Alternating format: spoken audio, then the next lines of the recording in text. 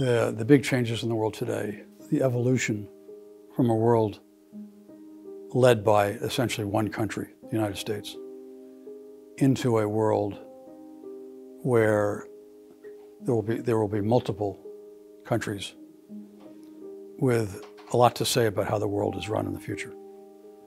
And that evolution is in its very early stages at the moment. And it remains to be seen exactly how that plays out. But that's the core issue, I think. Who's against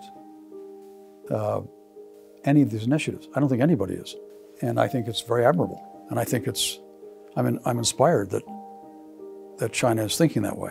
And I also think that if China could persuade the world that was a good idea, that would also be good. And I also think that if, at least in the case of my own country, if Americans believed that that's what primarily motivated China, that would be very good for the U.S. China relationship.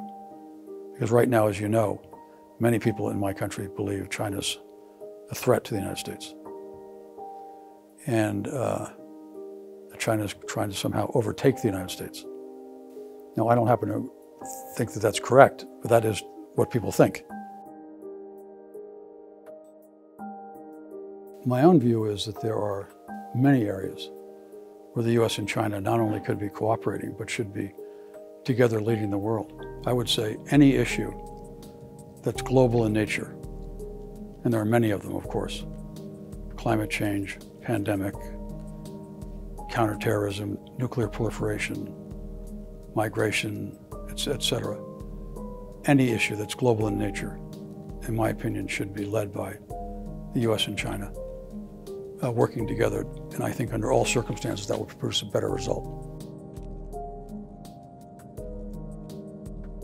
If we're talking about global security, then I think whatever that means, it has to be embraced by the world. It can't be imposed by one country or another country. And so it goes back to the whole notion of a kind of discussion or dialogue among the countries of the world to reach some kind of understanding as to what they think is desirable and what they think is required. I think that there's no one country that can decide that, and there's no one country that can provide it. And the sooner that we recognize that and accept that, the better.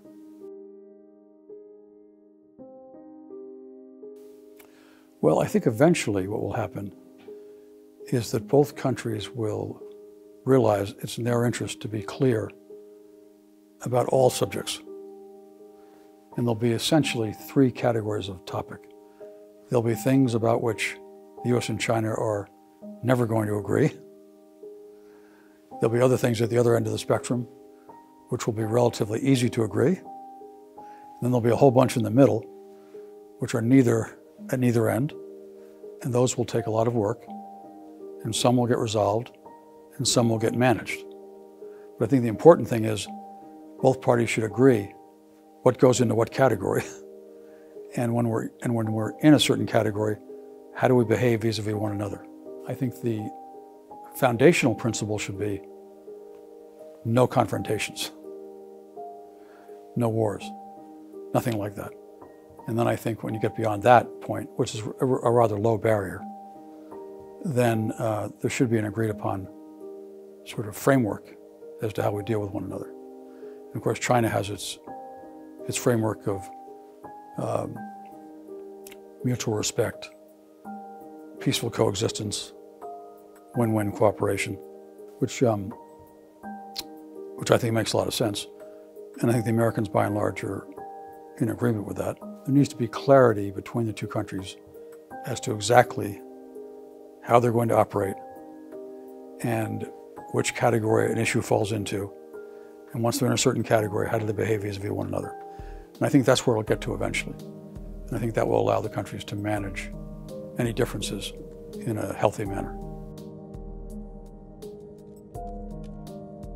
Let's say in the year 2050. The best estimates are that there'll be 10 billion people. Today there are 8 billion. So the world's going to add 2 billion people. Most of those people are going to come from 9 countries. And those 9 are India, Pakistan, Nigeria, the Congo, Ethiopia, Uganda, Tanzania, Indonesia, the United States. So other than the United States, the world's going to add approximately 2 billion poor people, mostly in Africa and Central Asia. So that means by the year 2050, Africa will be 2.5 billion people out of 10, or 25% of the world's population. And at the same time, the U.S. and China, which today are together are about 42% of global GDP, people estimate the 2 countries together will be more than 50%, maybe higher.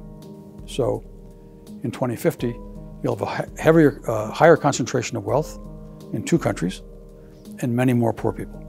Now we know what that looks like because we're living that today, only it gets worse.